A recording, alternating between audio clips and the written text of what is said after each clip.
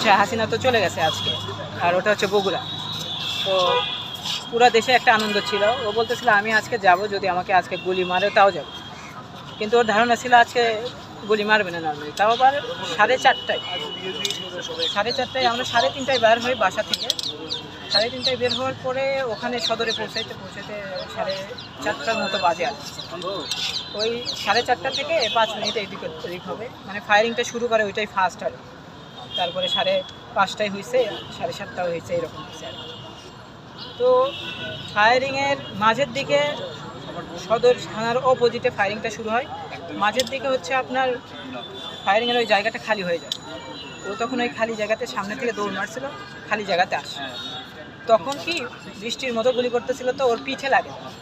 পিঠে লাগার কারণে ও হচ্ছে এইভাবে মানে আমাদেরকে খুঁজতেছে যে ভাই কোথায়। তো তখন আর কি ফায়ারিং করে চোখে, এই চোখটা দিয়ে ঢুকে ভেতরে চলে যায়। তখনও ও দাঁড়াইছিল। তারপরে আরেকটা ফায়ারিং করে ওর বুকে মারা হয়, তখনও পড়ে যায়।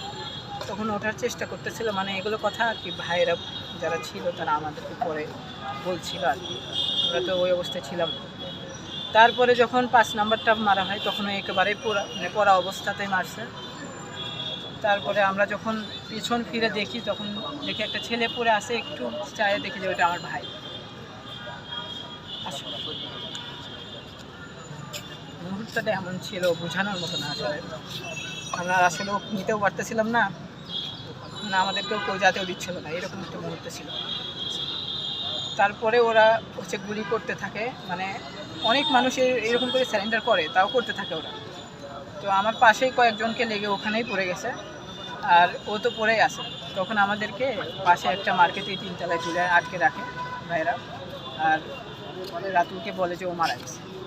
তারপরে কিছু ভাইয়েরা ছিল তারা নাকি নিয়ে গেছে শহীদ জিয়া মেডিকেলে। তো আপনি আপনার ভাইকে দেখেও আনতে যেতে পারেন? না, আমি আনতে যাইতে পারিনি, কারণ আমাকে যাইতেও দেয়নি, অনেক ফায়ারিং চলতেছিল। আমি গিয়েছিলাম, বাট আমাকে ভাইয়েরা টানের পিছনে নিয়ে আসছে যে তুমি যাও না, ও গেছে তুমি যাও না, এরকম একটা কথা বলতেছিল। তারপরে আমরা 5 মিনিট ফায়ারিং চলে, 5-6 মিনিটের মতো। তারপরে বের হই।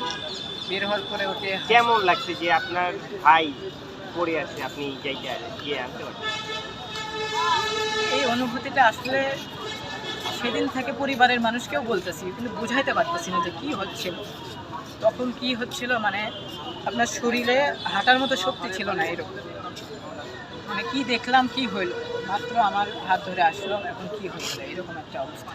মানে নিজের শরীরের ভরটা পাচ্ছিলাম না যে আমি ওকে নিতে যাব। পরে হচ্ছে আপনার শহীদ জিয়া মেডিকেল থেকে এখানে রেফার করে, ডাক্তাররা ক্রিটিক্যাল বলে, 25 দিন পর সেন্স আসে। তারপরে আইসিইউ থেকে ইমার্জেন্সি ডিপার্টমেন্টে নেওয়া হয়। তারপরে 10 দিন পরে ওর এটা খুলে দেওয়ার পরে ওর সমস্যা শুরু হয়, এবং খুলে দেওয়ার একদিন পরে আজকে ফজর নামাজের জামাতও শেষ হয়েছে। আল্লাহ ওকে জান্নাতুল ফিরদাউসে আল্লাহ নিয়ে গেছে। কি নাম? আমি মোহাম্মদ আমির হামজা। ওর নাম, পুরো নাম কি? রাতুলের পুরো নাম জুনাইদ ইসলাম রাতুল।